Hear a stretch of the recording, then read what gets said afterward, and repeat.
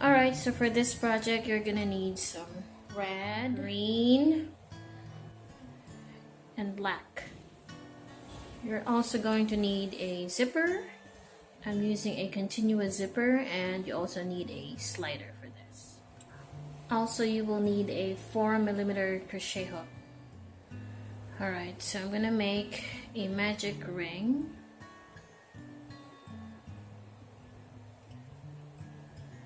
And then into the magic ring, I'm gonna work chain 1 first, and then 3 single crochets. 1, 2, and 3.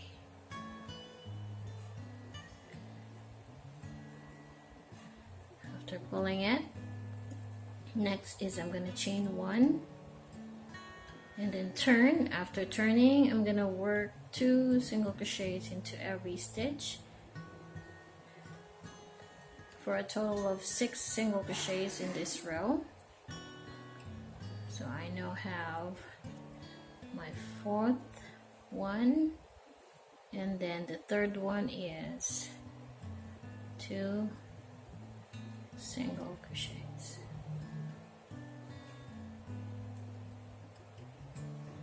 Chain 1, 1 single crochet into the first stitch, 2 single crochets into the second stitch, 1 single crochet in the next, 2 single crochets into the next.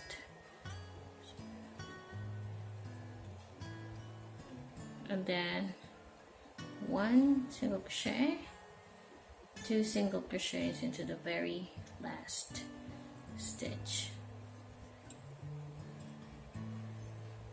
So as you can see, we're forming a half circle.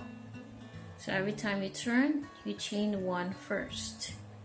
So chain 1 into the very first chain, 1 single crochet, 1 single crochet into the next, and this time we're gonna do 2 single crochets or an increase, and we're gonna do that until we get to the last stitch. So 1 single crochet into the first, 1 single crochet into the next, and into every 3rd stitch you're gonna work an increase or 2 single crochets.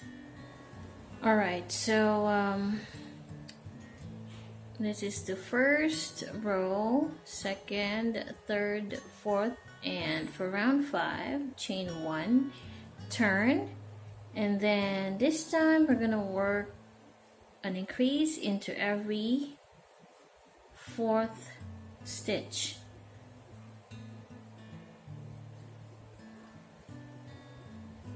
So that's how you grow this half circle.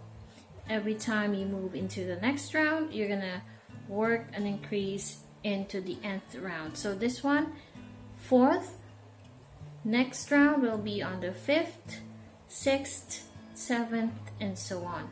So that's how you work an increase to make sure that this will create like a fan or a half circle. So I'll keep on working this half circle until I get to the size that I want for this purse. So this is what it looks like after I did about 11 rounds, and the last increase was on every 10th stitch. So we're doing this in rows, and I did the last increase on every 10th stitch of the row. Now we will be increasing every row, only we're going to change colors. So this time I'm gonna use a different color. It's going to be a lighter green or apple green, and then I'm gonna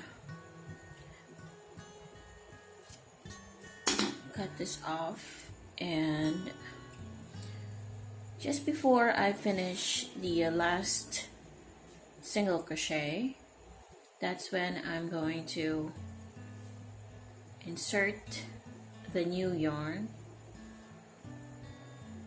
and then I will probably tie both tails, or you can do whatever you want to hide these tails, but I'm gonna do that later. And then I'm gonna chain one, turn, and then work one single crochet in the same stitch as where you chained one. So you can just pull them, and then this time I'm gonna work an increase on the 11th stitch. So we're gonna count the second one, 3, 4, 5, 6, 7, 8, 9, 10, 11. So we're gonna repeat this until we get to the other, or to the last stitch. 11th. Alright, so after working my last, or before I finish off my last stitch, and the increase is always into the last stitch of every row. Now I'm gonna change to a darker color just to give this a gradient look. So what I'm gonna do is I'm gonna cut off this lighter green, and I'm gonna use a darker one this time. Now I'm gonna do the same thing as what I did in the previous row. I'm going to insert this one. Probably I'm gonna weave in the ends later, and then I'm gonna chain one, turn, work a single crochet into the same stitch as the chain one, and then this time on every 12th stitch, that's when I'm going to work an increase. So I have now 3, 4, 5, 11, and 12.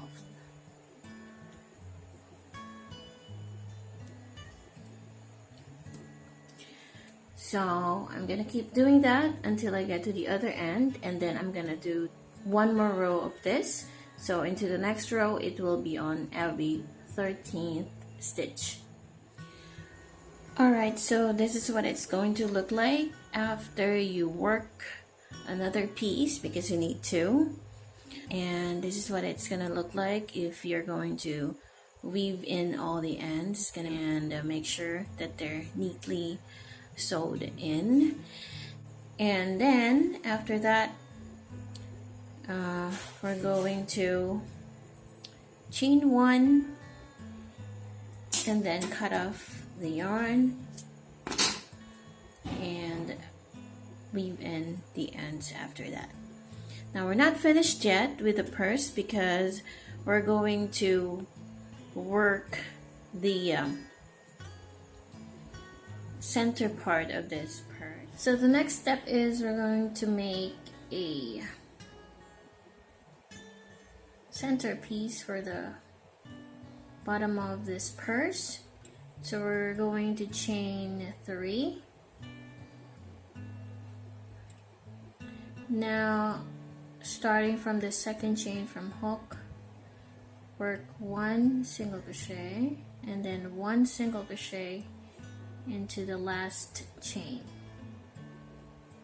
We're going to work in rows. Now we're going to chain 1, turn. Now into each of the 2 single crochets,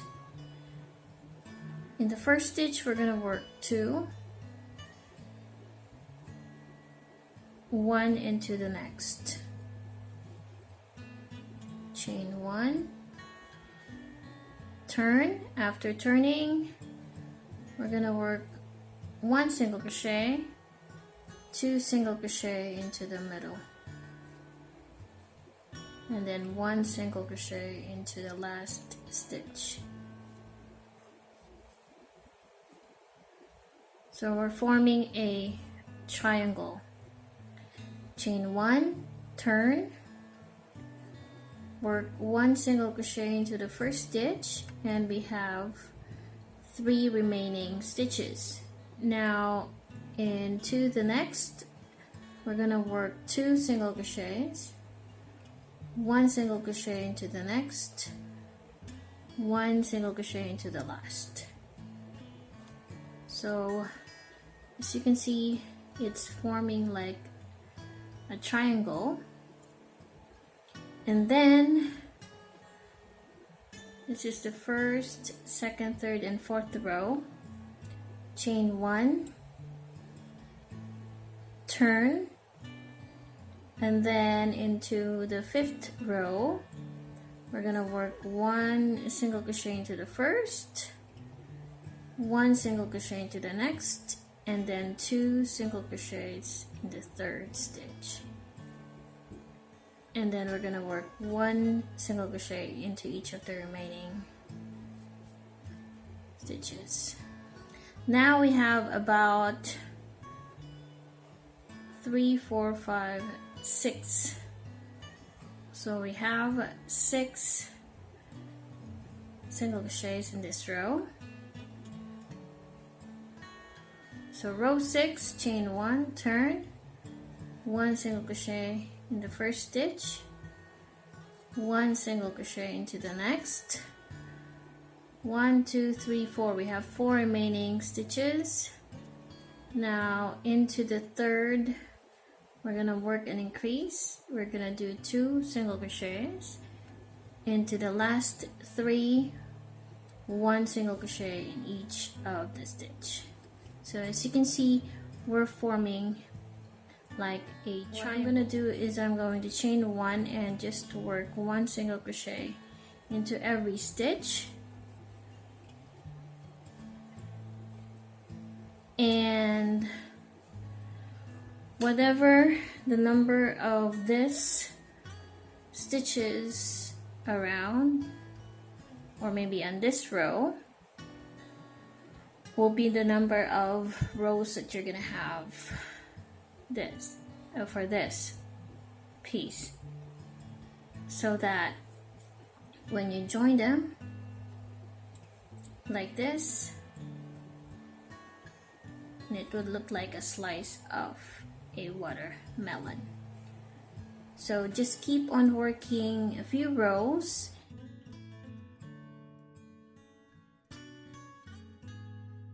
This is what it's gonna look like after working 33 rows of just 1 single crochet into every stitch, and every row must have 7 single crochets.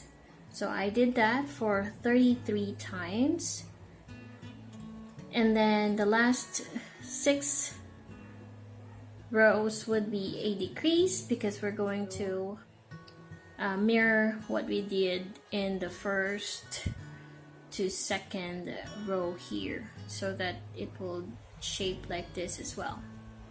So after chaining 1, I am going to work 1 single crochet into the next, 1 single crochet into the next, and then this 2 single crochets, I'm gonna work 2 single crochets together. So that one, and then into the last 2, 1 single crochet into each. Chain 1 and turn. In here, we're going to work 2 single crochets together. So we're gonna do 1 single crochet in the first stitch, 1 single crochet into the next, 2 single crochet together in the next 2 stitches, 1 single crochet into the next, and then chain 1, turn, 1 single crochet into the first stitch, 2 single crochet together into the next 2, 1 single crochet into the next, chain 1, turn. So you already have 3 left. So chain 1, 1 single crochet into the next, and then skip 1 single crochet and then work 1 single crochet into the next.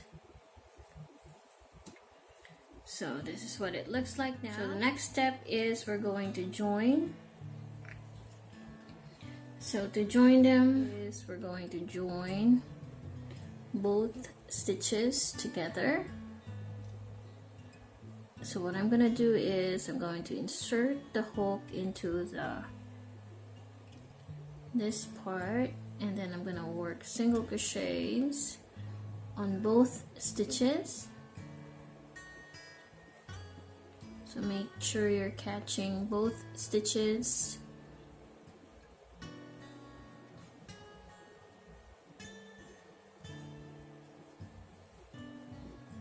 Until you get to the other side. So this is what it looks like, and you're gonna do that until you get to the other end. Alright, so this is what it looks like after you have attached the first piece, and this is what you will see. Now all you need to do is do the same on the other side. So when you get here, work a few stitches to join the last 2 stitches. Now in case you don't have the same amount of stitches, you don't have to worry, just join them as neatly as you can, because for sure it will not be noticeable. So this is what I did here. Now I'm not going to fasten off anymore, because as you can see this is a triangular shape right here. So I'm gonna continuously add the other piece until I get to the other end. So make sure you have made the other piece, and then I'm gonna weave in the ends first before I attached, like this.